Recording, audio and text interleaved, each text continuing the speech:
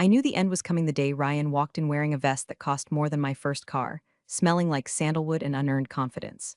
He looked around the server room, my sanctuary, my fortress, the humming heart of a billion-dollar logistics empire, and crinkled his nose like he'd just stepped in dog shit.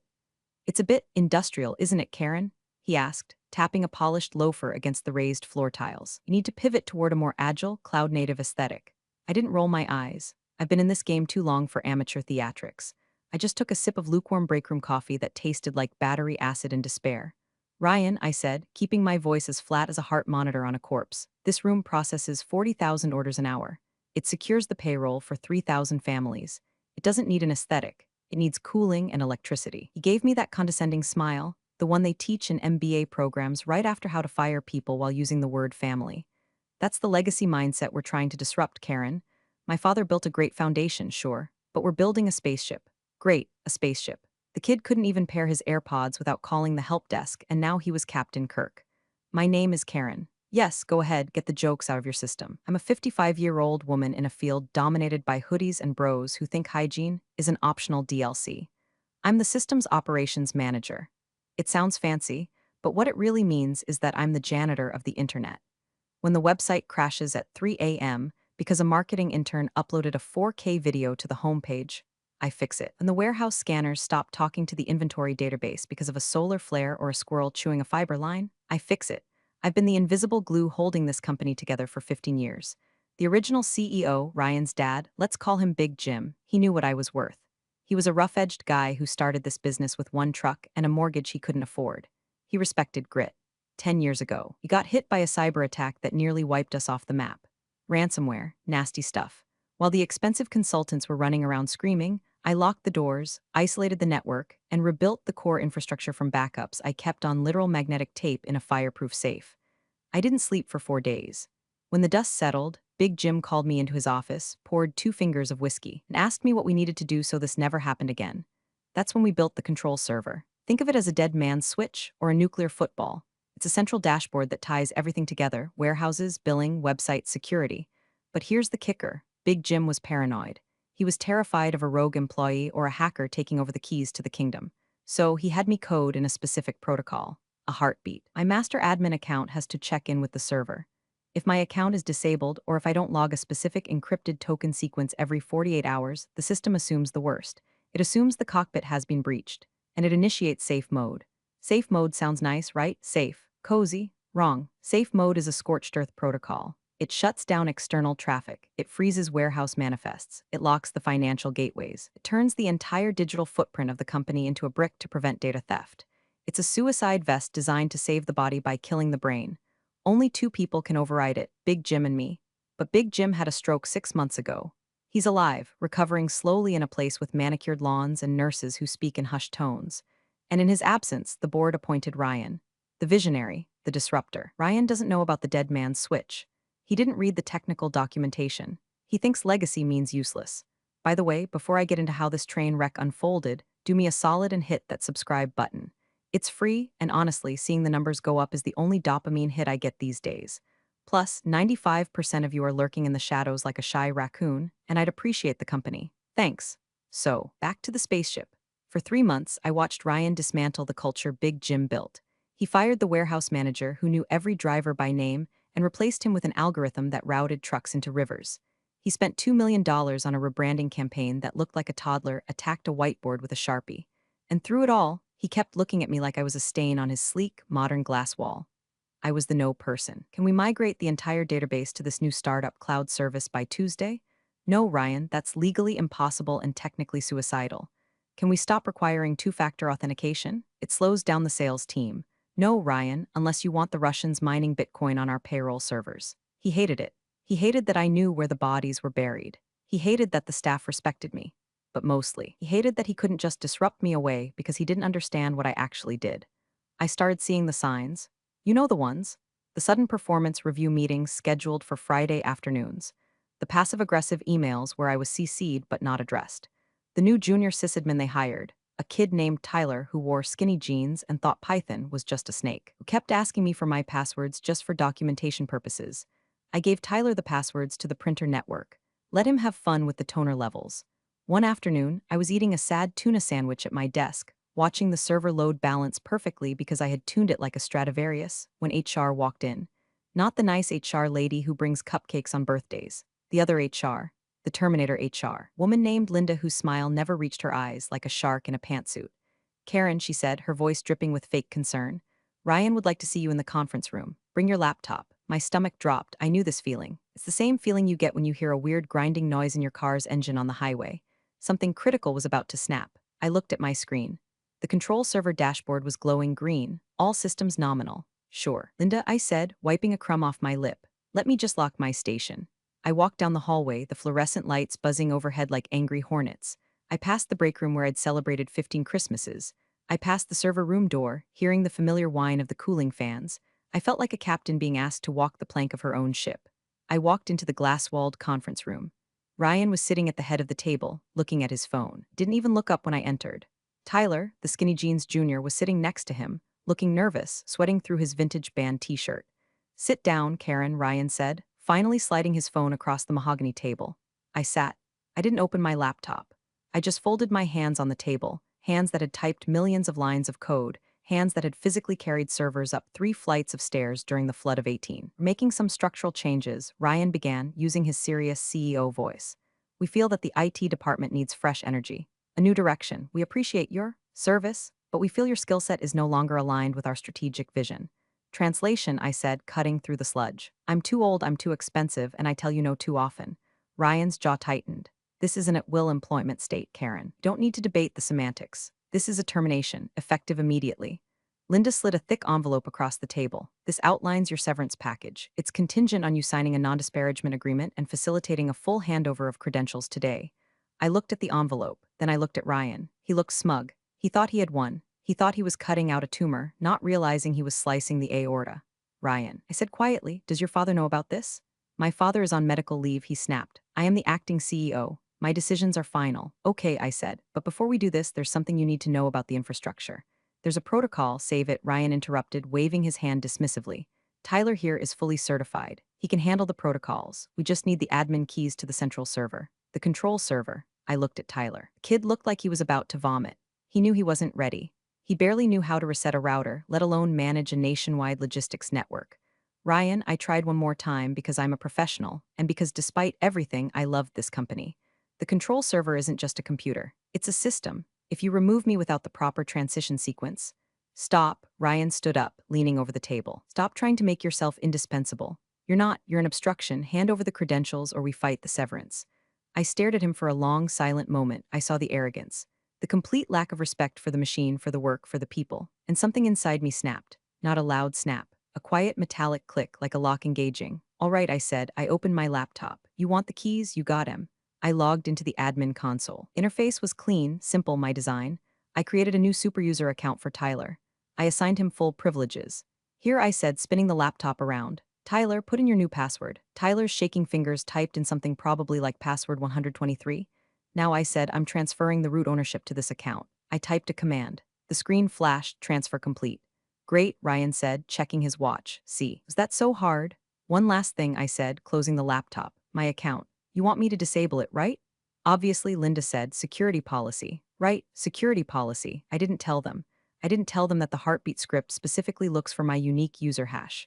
I didn't tell them that transferring admin rights doesn't transfer the dead man's switch.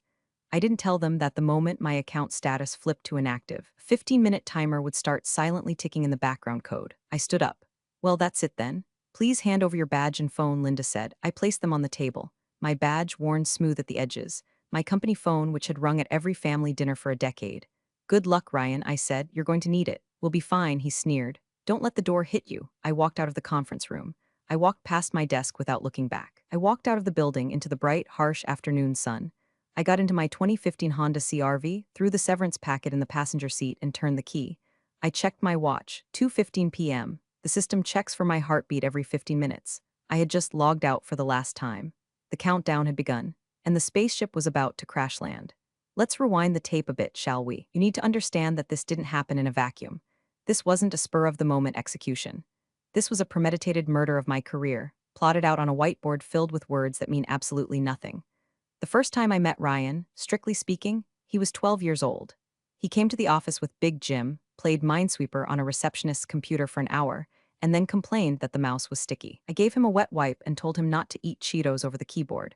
He looked at me then with the same disdain he had in the conference room today. Some things never change. When he came back as interim CEO, the first thing he did was remodel the executive wing. He tore out the mahogany and put in glass, so much glass. It looked like an Apple store had a baby with a fish tank. He wanted transparency. Irony is dead, folks. About a month into his reign of terror, the incidents started. And by incidents, I mean Ryan breaking things and blaming me. Picture this, it's a Tuesday. I'm deep in the SQL database, manually optimizing query times because our order volume had spiked 20% thanks to a promo I told them the server wasn't ready for, but they ran anyway. My phone rings. Karen, the Wi-Fi is down in the conference room. I'm trying to stream a TED talk for the motivational lunch, Ryan says. Ryan, the Wi-Fi isn't down. You're likely on the guest network, which throttles streaming to prioritize warehouse operations. Switch to the secure internal network. I don't have the password for that. Why is it so complicated? Just open it up. I can't just open up the corporate network, Ryan. We have PCI compliance standards. If I remove the encryption, Visa will fine us $10,000 a day and revoke our ability to process credit cards. Silence. Then, you're being an obstructionist, Karen. Just fix it. He hung up.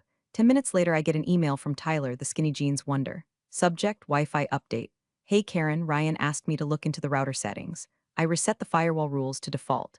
Streaming works great now. I nearly choked on my gum. Resetting the firewall to default meant he had essentially unlocked the front door and put up a sign saying free data, please Rob US. I sprinted, literally ran, to the server room. I had to kill the external connection, restore the backup configuration, and patch the hole before a botnet sniffed us out. It took me 20 minutes. Later that afternoon, I got called into HR. Linda sat there with a notepad. Karen, I've had reports that you cut off internet access to the executive wing today during a critical meeting. I was patching a massive security hole that Tyler created, I explained, my blood pressure rising to levels that would worry a cardiologist. He exposed the entire internal network to the public web. Linda scribbled something. So, you admit you took down the service without authorization? I admit I saved the company from a lawsuit, I snapped. Karen, Linda sighed. Giving me that look you give a toddler who just threw spaghetti on the wall. We need you to be a team player. Tyler is new. He's innovative. He thinks outside the box. You're very rigid, that was the word. Over the next few weeks, rigid became my brand. I was rigid when I refused to give the marketing team admin access to the live website so they could tweak the CSS on the fly. I was rigid when I insisted that we couldn't store customer social security numbers in a Google Sheet shared with anyone with the link. I was rigid when I told Ryan that buying 500 cheap EOT smart bulbs for the warehouse was a bad idea because they utilize a notoriously insecure protocol that can be used as a gateway for DDoS attacks. You're just afraid of the future, Ryan told me in the hallway, adjusting his sleek, rimless glasses. Everything is security this and protocol that. You need to learn to move fast and break things. Ryan, I said, we are a logistics company. If we break things, people don't get their insulin. People don't get their baby formula. We aren't Facebook, we're infrastructure. He just chuckled. That's a very legacy way of thinking. Then came the Performance Improvement Plan, PIP. If you work in corporate America, you know what a PIP is. It's not a plan to improve your performance. It's a paper trail to justify firing you without getting sued. The document was laughable. Goal 1, demonstrate a more collaborative attitude toward cross-functional synergy. Translation, stop telling marketing they're idiots. Goal 2, reduce incident response times by 50%. Impossible without cloning myself. Goal 3, documentation and knowledge transfer. That last one was the red flag. Flare gun in the night, knowledge transfer. They wanted me to dump my brain into a wiki so Tyler could read it and pretend to be me. I sat in my cubicle, which was cluttered with old hard drives, tangled CAT5 cables, and a fading picture of my cat, Mr. Spock, and I felt a cold knot of dread. They were going to do it. They were actually going to do it. I pulled up the file on the secure drive. Protocol Omega V2, PDF, was signed by Big Jim. Clause 4A, in the event of a leadership vacuum or detected compromise, the system's operations manager, Karen M., is designated as the primary incident commander. System integrity is tied to her active authentication. I stared at the signature. Big Jim's scrawl was messy, bold. He trusted me. He knew that the only thing standing between his company and chaos was my rigidity. I printed the document. I highlighted the clause. I walked into Ryan's office and placed it on his desk. What is this? He asked, not looking up from his iPad. It's the disaster recovery policy your father signed, I said. You need to read it. Specifically the part about my role in maintaining the encryption keys. He glanced at it for half a second, then slid it into the recycling bin. We're rewriting all the policies next quarter, Karen. That's obsolete. Just like the servers downstairs. He didn't read it. He threw away the warning label on the bottle of poison he was about to drink. That was the moment the sadness turned into something else. It turned into a cold, hard resolve. I stopped arguing. I stopped trying to fix Tyler's mistakes. When the smart bulbs disconnected the warehouse scanners because they flooded the 2.4 gigahertz spectrum, I just logged the ticket and waited 4 hours to fix it. Why the delay? Ryan demanded. I was documenting the synergy. I said he hated it. He hated that I was technically complying while watching the ship take on water. So, when Linda called me for that final meeting, I wasn't surprised. I was almost relieved. I was tired of fighting for a king who wanted to behead his own knight. But as I drove away from the office, watching the glass building shrink in my rearview mirror, the relief started to curdle into anxiety. The clock was ticking. 14 minutes left. I thought about the warehouse in the state. The night shift crew, Big Mike, the forklift driver who always asked about my mom. Sarah, the dispatcher who was working double shifts to pay for her wedding. When the system goes dark, their screens go black. The scanners stop beeping. The labels stop printing. The conveyor belts stop sorting. Chaos. I wasn't just punishing Ryan, I was punishing them. My hand hovered over my phone. I could call the help desk. I could call Tyler. I could say, hey, you moron, you need to run the override auth command immediately or the whole company goes offline. I pulled into a gas station. I sat there, engine idling. Do I save them again? Do I play the hero one last time for a company that just threw me in the trash? I looked at the severance envelope on the passenger seat. Terminated effective immediately. No, I whispered to the empty car. They wanted disruption. They wanted to break things. I put the car in gear and merged onto the highway. Let it break. I drove home in silence. No radio, no podcasts, just the hum of the tires on the asphalt and the thumping of my own heart.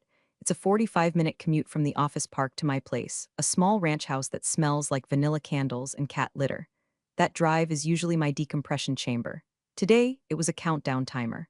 Let me explain exactly what happened in that conference room. Technical details that Ryan and his merry band of idiots glossed over because they were too busy staring at the severance check. When I opened my laptop to transfer the keys, I didn't just give Tyler a password. I initiated a root-level migration. In the world of enterprise systems, you don't just hand over the keys, you have to rekey the locks.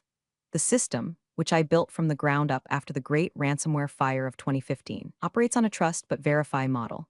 The core kernel, the brain, checks for digital signature every 15 minutes. That signature is attached to my user profile. It's a heartbeat. Thump thump. Is Karen here? Yes. Thump thump. Is Karen still authorized? Yes. When I created Tyler's account, the system flashed a warning. A big, ugly, yellow box in the terminal window. Warning, transferring root privileges does not migrate security heartbeat. Primary incident commander, Karen M., is still required for kernel stability. Proceed? I had paused. I had looked at Ryan. Ryan, I had said, pointing at the screen. See this warning? It says the system still needs my signature to verify stability. If we don't recode the heartbeat to look for Tyler instead of me, it's going to panic. Ryan had sighed, checking a notification on his Apple Watch. Karen, stop trying to confuse us with technobabble. Tyler will reconfigure the heartbeat later. Just give him the access. We have a board meeting at 4. Tyler, I had asked, looking at the kid, do you know how to reconfigure the heartbeat daemon in a Linux environment using custom Perl scripts? Tyler had puffed out his chest. I know Linux. Sudo apt-get update, right? I almost laughed. That's like saying you know how to perform open heart surgery because you know how to put on a band-aid. Okay, I had said. I hit Y, then enter. Root access transferred. Primary user Karen M status, pending termination, that was the trigger. The moment Linda from HR disabled my Active Directory account, the clock started. The system would try to ping my account. It would get a user disabled response. It would try 2 more times. Then it would assume I had been compromised, fired, or kidnapped, and it would execute Protocol Omega. I pulled into my driveway at 2:50 p.m. The termination was processed at 2:15 p.m. My access was likely cut by IT Ops Tyler at 2:30 p.m. The first heartbeat failure would be at 2:45 p.m., the second at 3 o'clock p.m. The lockout begins at 3:15 p.m. I walked into my house. Mr. Spock, my fat tabby cat, greeted me with a demand for food. I poured him some kibble, my hands shaking slightly. I wasn't shaking because I was scared for myself. I have savings, I have skills. I can get a job fixing servers for bank by Monday. I was shaking because I knew what Protocol Omega actually did.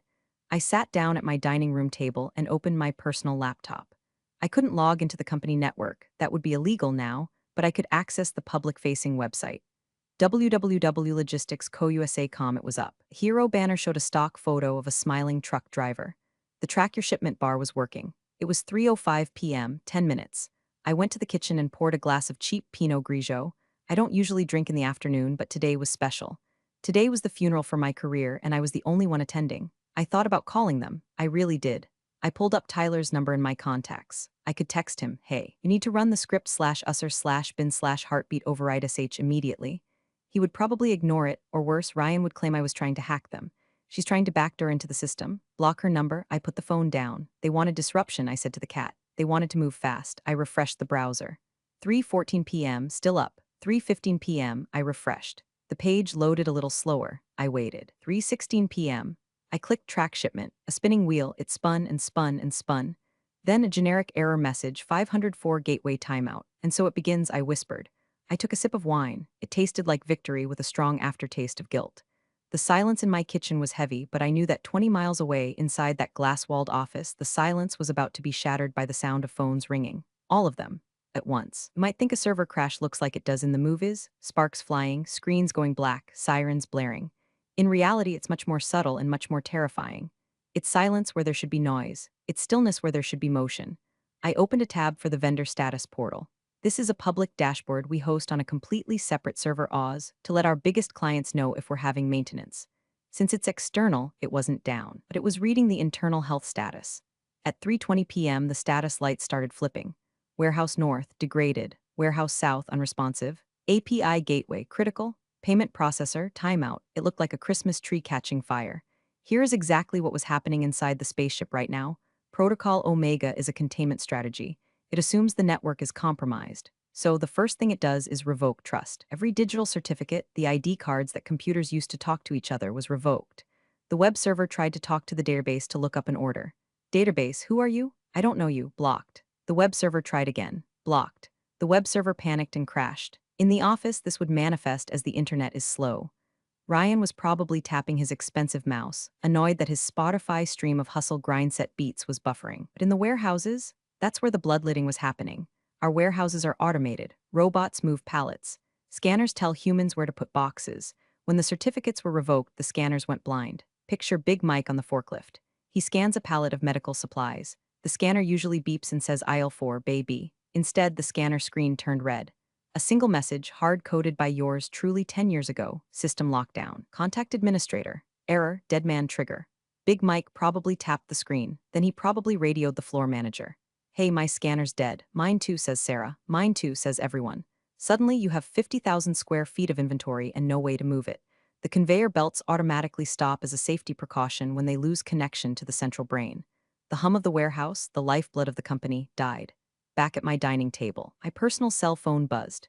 It was a text from Sarah, the dispatcher. We're Facebook friends. Hey Karen, you work today? Everything just froze, even the time clock. Managers are freaking out. I stared at the text. My thumb hovered over the reply. I don't work there anymore, Sarah. Good luck. No, too bitter. I'm out of the office. Too vague. I didn't reply. I couldn't. If I engaged, I became liable.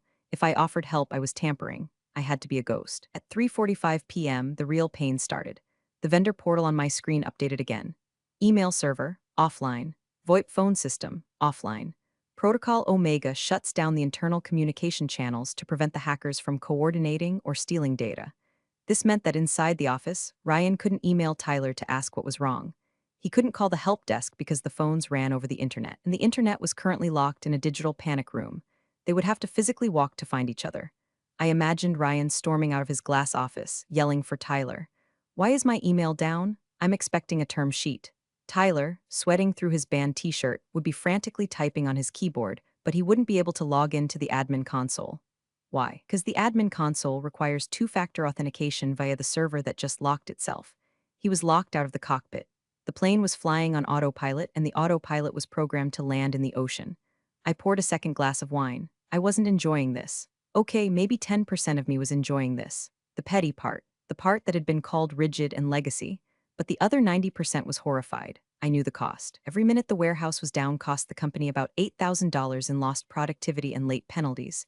We were at 30 minutes. That's $250,000. Gone. Poof. Then the first phone call came. It wasn't Ryan. He was too proud. It was Big Mike. He had my personal number from that time his car broke down in the lot and I helped him jump it.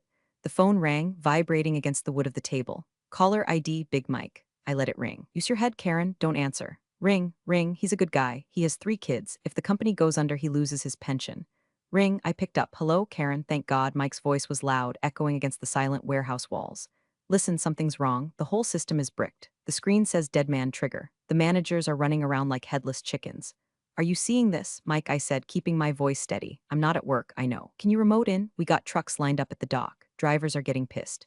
Mike, I said I can't remote in, I don't work there anymore. I was fired 2 hours ago. Silence on the line, heavy stunned silence. Fired you? Who the hell is running the system? Tyler. The kid with the skinny jeans? Oh Lord have mercy. Mike laughed a dry, dark sound. So that's it then? We're screwed? Pretty much, Mike, unless they figure out the override. They won't, Mike said. Can't figure out how to refill the coffee pot. I'm sorry, Mike, not your fault, Karen. Hey, that dead man trigger? That sounds like something you built. I can neither confirm nor deny that. Heh, all right. I'm gonna go tell the drivers to take a nap. Sounds like we're gonna be here a while. He hung up. I put the phone down. The vendor portal turned completely red. System status, lockdown. The spaceship hadn't just crashed, it had buried itself in the ground. While I was sipping Pinot Grigio, the IT department, now consisting of Tyler and a terrified intern named Josh, was likely experiencing a level of adrenaline usually reserved for skydiving accidents. I can reconstruct the scene perfectly because I know the room and I know the people. The war room is a small, windowless box next to the server farm. Whiteboards on every wall. Tyler is typing furiously. Login, admin password, XXX, access denied. Account locked, try root. Ryan is yelling, standing behind him. Just use the master password. I am. Tyler's voice is cracking. It's not accepting it. It says authentication server unreachable. Ryan pulls out his iPhone to call the external support vendor, a company called Tech Squad that we pay a retainer to mostly for printer repair. He looks at his phone, no Wi-Fi. He switches to 5G. He dials. Yes, this is Ryan, CEO of Logistics Co. You're experiencing a glitch. We need immediate assistance. The tech squad guy on the other end, probably eating a burrito, asks, have you tried turning it off and on again? We can't turn it off. Ryan screams, we can't even log in to turn it off. Enter the CFO. Let's call him Gary. Gary is a numbers guy. He doesn't care about synergy or spaceships. He cares about cash flow. Gary bursts into the war room. He's holding a printout. Ryan, why are the payment gateways down? I just got a call from Visa Merchant Services. We've flagged a fraud prevention stop. They're rejecting every transaction. It's a technical glitch, Gary, Ryan says, wiping sweat from his forehead. Tyler is handling it. Gary looks at Tyler, who is currently hyperventilating. He looks like he's handling a stroke, Ryan. Where is Karen? The room goes silent. The fans in the server room next door whine louder, as if mocking them. Karen is no longer with the organization, Ryan says stiffly. We are pivoting. You fired Karen? Gary's face goes the color of a balance sheet written in red ink. You fired the only person who understands the legacy stack today? In the middle of the quarter close, she was toxic. Ryan defends himself. She was holding us back. Right now, Gary says, pointing at the monitor that displays a giant red padlock icon, she seems to be the only thing that was holding us up. Back at my house, I decided to check my LinkedIn. Might as well update my profile. Open to work. I typed a new headline, Senior Systems Architect specializing in disaster recovery and executive incompetence management. Too spicy? Maybe. I deleted the last part. Suddenly, my personal email pinged. It was an email from Tyler, sent from his personal Gmail account because the corporate mail was dead. Subject, urgent question, PLZ help Karen. I know you left and stuff, but the server is doing something weird. It says protocol Omega. Is that bad? Do you have the password to stop it? Ryan is yelling at me, please. I looked at the email, the poor kid. He was just a pawn, a sacrificial lamb in skinny jeans. But if I gave him the password, I broke the lesson. And legally, if I gave him the password and he typed it in wrong and deleted the database, I could be sued for unauthorized interference. I replied, Tyler, I am no longer an employee of Logistics Co. and do not have authorization to access or discuss proprietary systems. Please refer to the Disaster Recovery Protocol V2 document stored in the physical safe in the server room. The code is 1234. Yes, really, best Karen, I knew what was in the safe. A binder, a red binder. On page 1 of that binder in bold, 24-point font, it says, in the event of system lockdown, do not attempt to force reboot. Hard reboot will trigger data wipe to prevent theft. Contact primary incident commander immediately. I waited. 10 minutes later, my phone rang. It wasn't Tyler, it was Ryan. Karen, his voice was tight, controlled, like he was holding a grenade. Hello, Ryan, to what do I owe the pleasure? I believe my exit interview was concluded. Look, we're having a small hiccup. The system seems to have entered a safe mode. Oh, that sounds secure. Good for you. Karen, cut the crap. We need the override code. Now. Ryan, I said, putting my feet up on the chair next to me. I don't have the code. The code is generated by a rolling algorithm on my RSA token, which I turned in. Remember, you put it in the envelope. Silence. The token, he whispered. The little black fob on my keychain, I reminded him. The one you said was clunky tech. Where is it? I heard him ask someone in the room. Where is the envelope? I heard rustling. Papers falling. Linda took it to HR. Tyler's voice in the background. HR is locked. Ryan yelled, the electronic door locks are on the network. I smiled. Sounds like a pickle, Ryan, but I'm sure you'll disrupt your way out of it. Karen, wait, I hung up. I wasn't being cruel. I was being educational. They had the token. They just couldn't get to it because they had fired the person who kept the doors open. Irony was so thick you could spread it on toast. I checked the clock. 4:30 p.m. The bank closes at 5 o'clock p.m. If the daily reconciliation file didn't reach the bank by 5 p.m., the company would default on its revolving credit line. Gary, the CFO, knew this, and that's when the legal threats would start. At 4:45 p.m., the spaceship wasn't just stalling, it was taking on water. We supply some major retailers. Big box stores, you know the ones. They don't tolerate delays. Their supply chain is optimized to the minute. If our trucks don't show up at their distribution centers within a 30-minute window, they fine us. Heavily. And right now, our trucks were sitting in our lots, engines cold, because the drivers couldn't get their manifests. I checked Twitter or X, whatever. A driver had posted a video. At Trucker Joe, stuck at Logistics Co. Depot. Gates are locked. System down. Nobody knows what's going on. Hash logistics fail hash unpaid waiting. It had 500 likes. Then the customer complaints started. At Mega Mart help. Hey Logistics Co. Our dashboard shows 0 inbound shipments for tomorrow. Care to explain? Inside the executive suite, the atmosphere had shifted from panic to terror. I know this because Gary, the CFO, called me at 4:52 p.m. Karen. Gary sounded like he had aged 10 years in 2 hours. Please tell me this is fixable. Hi Gary, it's fixable, but not by Tyler. Ryan is threatening to sue you, Gary said, his voice lowered to a whisper. He's on the phone with general counsel right now. They're talking about sabotage and malicious interference. Let them talk, I said calmly. Gary, you remember the board meeting from 3 years ago? The one where we approved the cyber defense budget? Vaguely. Look at the minutes. Look for the dead man protocol. Look at who signed off on it. It wasn't me. It was the board and Big Jim. What does it say? It says that the system is designed to lock down if the primary commander is removed without a qualified successor and a 30-day transition period. Ryan fired me with 0 notice and replaced me with a junior admin. He triggered the company's own immune system. Gary was silent. He's a smart man. He was connecting the dots. So legally, I interrupted. I followed the termination procedure. I handed over credentials. I left the premises. The system is doing exactly what you paid me to make it do, protecting itself from an unauthorized takeover. Ryan is the unauthorized takeover. Jesus, Gary breathed. If we don't transmit the ledger to the bank in 8 minutes, we breach our debt covenant.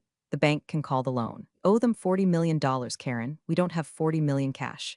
Then you better find a crowbar, I said. A crowbar to get into the HR office, to get my RSA token. But even with the token, you don't have the PIN. And I'm not giving the PIN to Tyler. What do you want? Gary asked. Finally, the right question. I don't want anything from you, Gary. But if Ryan wants his company back, he needs to ask me himself. Not with a lawyer, with an apology, he won't do it. His ego is too big. Then hope he likes bankruptcy court. The bank closes in 7 minutes. I hung up. My heart was racing. This was dangerous. I was playing chicken with a $40 million loan. If the company collapsed, my stock options, which I still held, would be worthless. I was hurting myself too, but this was about more than money. It was about the principle. It was about every time Ryan had called me legacy. It was about every time he had ignored a safety warning because it wasn't sexy. 4:58 p.m. The bank deadline passed. Technically, they had a grace period until morning to explain the error, but the automated flags at the bank would already be tripping. Missed transmission, risk alert. At 5:15 p.m., a courier arrived at my house. Fast. I opened the door. It was a bike messenger. He handed me a letter. Cease and desist to Karen M. Immediately surrender all access codes. Liable for damages. Criminal negligence. It was signed by the general counsel. Ryan had chosen war. I took the letter. I walked to my kitchen. I took a photo of it next to my glass of wine and the screen showing the red system lockdown banner. I didn't post it. I just saved it. Evidence. Then I called my own lawyer, a guy named Saul, not that one, but close enough. Saul, I said, I need you to look at my employment contract. Specifically the clause about constructive dismissal and indemnification for automated security protocols. Karen, Saul sounded amused. What did you do? Nothing, I said. I just stopped doing everything. And now the world is ending. While I was reading my cease and desist letter, a very different meeting was happening in the executive boardroom. This information comes to me courtesy of Gary, who texted me the play-by-play later that night after 3 scotches. Ryan was pacing, shouting, she hacked us. She planted a logic bomb. We need the FBI. The general counsel, a sharp woman named Alina, was reading the red binder. The one they had finally retrieved from the server room safe after Tyler used a screwdriver to take the hinges off the HR door to get the key, so yes, they literally broke in. Ryan, Alina said, her voice cutting through his shouting. Sit down. Don't tell me to sit down. I'm the CEO. You're the acting CEO, Alina corrected him. And right now, you're the primary suspect in a catastrophic governance failure. What? Ryan stopped pacing. I'm reading the Protocol Omega documentation, Alina said, adjusting her glasses. It says here, clear as day, system stability relies on the continuous authentication of the system's operations manager. Removal of this user without a 30-day parallel run results in automated lockdown. She looked up. Did you do a 30-day parallel run? No, Ryan scoffed. We're agile. We don't do month-long handovers. Did you read this document before you fired her? I glanced at it. It looked like technical bloat. Alina slammed the binder shut. This technical bloat is a binding security policy signed by the chairman of the board. By violating it, you didn't just fire an employee, you violated the corporate charter. Ryan paled, but she didn't warn me, did she? Alina looked at Gary. Gary pulled up his email archive on his phone using his personal data plan. Actually, Gary said, I found an email from Karen dated 2 weeks ago. Subject, risk assessment of rapid personnel changes in IT. She explicitly lists loss of root auth as a critical risk. I must have missed that one. Ryan stammered. I get a lot of emails. You replied to it, Gary noted. You said, stop being a blocker, Karen. The room went silent. This was the smoking gun. Ryan hadn't just been negligent, he had been willfully negligent. He had been warned in writing and had dismissed the warning as blocking. So, Alina said, rubbing her temples, if we sue her, she will produce this email in discovery. She will produce the signed policy. She will argue that the system is working exactly as designed to prevent an incompetent takeover. And she will win. And the press will have a field day. CEO breaks own company because he didn't read the manual. Ryan slumped into his chair. The spaceship captain was realizing he had forgotten to close the airlock. What do we do? Ryan asked, his voice small. We surrender, Gary said. We call her. And not with threats, we beg. I can't beg, Ryan said. Makes me look weak. You are weak, Alina snapped. And right now you're costing us $100,000 an hour, call the chairman. The chairman of the board is a guy named Robert. He's 70, golfs with Big Jim, and has zero patience for disruption. They got him on speakerphone. Robert, Gary said, we have a situation, the grid is down. Karen is gone, Ryan fired her. He did what? Robert's voice boomed. Who's running the ops? Tyler. The boy with the hair, good God. Put Karen on, she's at home. Ryan sent her a legal threat. Rescind it, Robert ordered. Get her on a video call, now. Offer her whatever she wants. If this isn't fixed by morning, Ryan, don't bother coming in. So at 6:30 p.m. my laptop rang. It was a Zoom invite. Subject, emergency resolution meeting. Attendees, Ryan, Gary, Alina, Robert, board. I looked at the invite. I looked at my half-empty bottle of wine. I went to the bathroom, splashed water on my face, and put on a clean blazer over my pajama pants. I put on my headset. I clicked join meeting. The screen populated. Ryan looked like he had been crying. Gary looked exhausted. Alina looked like she wanted to kill someone. Robert, audio only, was breathing heavily. Hello, I said cheerfully. How is the synergy going? Karen, Alina started, smooth and professional. We seem to have a misunderstanding regarding the terms of your departure. No misunderstanding, I said. I was terminated. I left. The system missed me, so it locked the doors. It's very loyal. We need the override, Ryan grunted. Just give us the code. I can't, I said. I told you, I need my token. And even with the token, the system requires biometric verification. My fingerprint. On the server room console, physical presence is required to lift a level 5 lockdown. So come in, Ryan said. Come in and fix it. Why should I asked. I'm not an employee, I'm a liability. You have a cease and desist against me. We rescind it, Alina said quickly. Consider it shredded. That's a start, I said, but I'm still unemployed and I don't work for free. We'll pay you for your time, Gary said. Consulting rate, double your hourly. I laughed. Gary, honey, you're losing millions. Double my hourly is peanuts. What do you want? Robert's voice came over the speaker. Name your price, Karen. I leaned back in my chair. I had them. I didn't just want money. Money is easy. I wanted justice. Here are my terms, I said. One, I held up a finger. I am not coming back as an employee. I don't trust the management. I looked directly at Ryan. I come back as an independent consultant. My company, which I just registered 10 minutes ago on LegalZoom, will bill you. Fine, Gary said. What's the rate? $500 an hour. Minimum 100 hours guaranteed. Paid upfront. Gary winced but nodded. Done. Two, I held up a second finger. I want a formal written retraction of my termination, stating that it was an error in judgment by executive leadership, to be placed in my personnel file and emailed to the entire company. Ryan's head snapped up. I'm not sending an email saying I made a mistake. Then the system stays down, I said. You can explain to the shareholders why the stock dropped 15% tomorrow. Do it, Ryan, Robert barked from the speakerphone. Fine, Ryan hissed. I'll send the email. 3, I continued. And this is the non-negotiable one. Complete autonomy over the system's operations department. No synergy interference. No disruption unless I approve the change management ticket. I report directly to the board, not to the CEO. Can't cut me out of my own company operations? Ryan protested. I'm not cutting you out of operations, Ryan. I'm cutting you out of IT, because you've proven you don't know the difference between a server and a toaster. You can play with marketing. You can design the logos, but you do not touch the infrastructure. This is ridiculous, Ryan sputtered. Robert, she's holding us hostage. She's holding the keys to the car you drove into a ditch, Robert said. Agreed. Ops reports to the board until further notice. And finally, I said, 4, I want my severance package doubled. As a signing bonus. You just said you weren't an employee, Alina pointed out. Consider it a pain and suffering fee, I said. For the stress of watching you destroy my life's work in an afternoon. They muted the microphone. I saw them arguing. Ryan was waving his arms. Gary was pointing at his watch. Elena was typing furiously. I took another sip of wine. I watched the clock. 7 o'clock p.m. The night shift at the warehouse was supposed to start soon. If they couldn't clock in, we'd lose a second shift. They unmuted. We agreed to terms, Elena said. I'm emailing the contract now. Please DocuSign immediately. And the wire transfer, I asked. Gary is initiating it. You'll have the confirmation number. I waited. My inbox pinged. Document, consulting agreement K. Miller. I opened it. Was all there, $50,000 upfront. Full autonomy, retraction of termination. Then another ping. Wire transfer confirmation, $50,000 and 0 cents. I smiled. All right, I said, I'm getting in the car. Hurry, Gary said. I'll be there in 45 minutes, I said. And Ryan, what? Have coffee ready. Black, and tell Tyler to stop typing. If he touches one more key, I'm charging an extra 10 grand.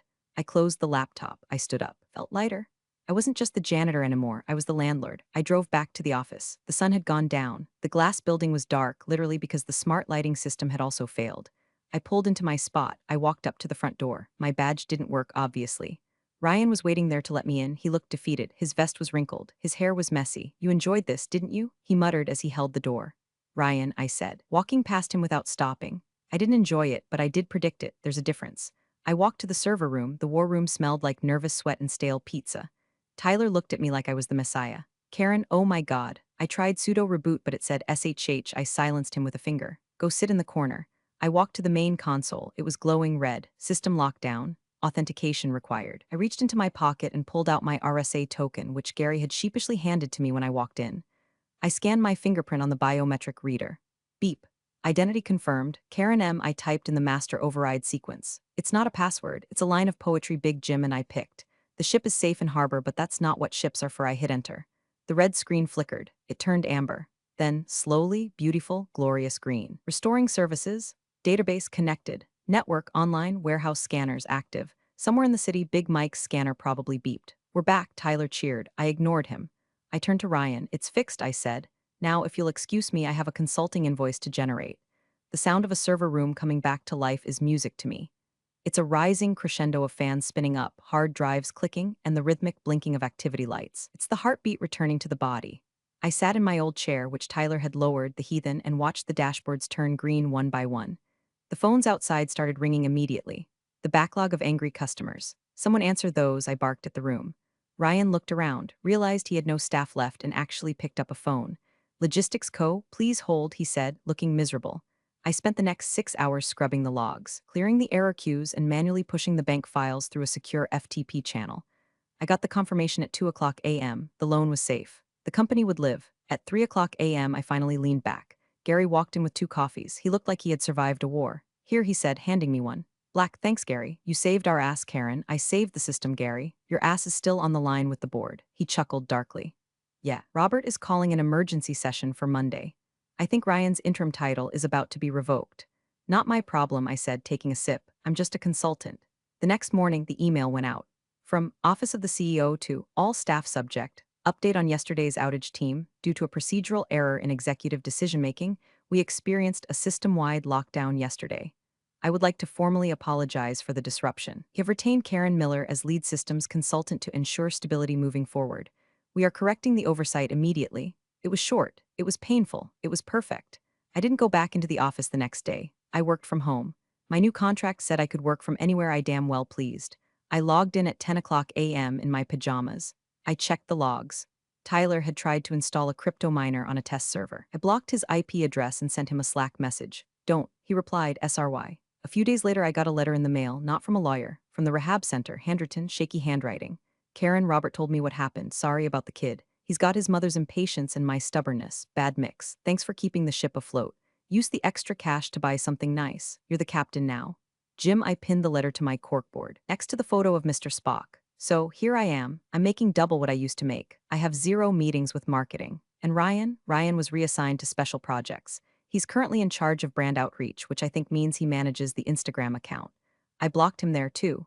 The moral of the story, if you're going to fire the person who holds the keys to the kingdom, make sure you change the locks first. And never, ever call a woman legacy when she's the only one who knows how to keep the lights on.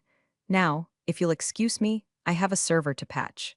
And this time, I'm billing for the overtime. Appreciate you sticking around, you legends of the break room. Subscribe for more chaos. Let's make your old managers spill their coffee in fear.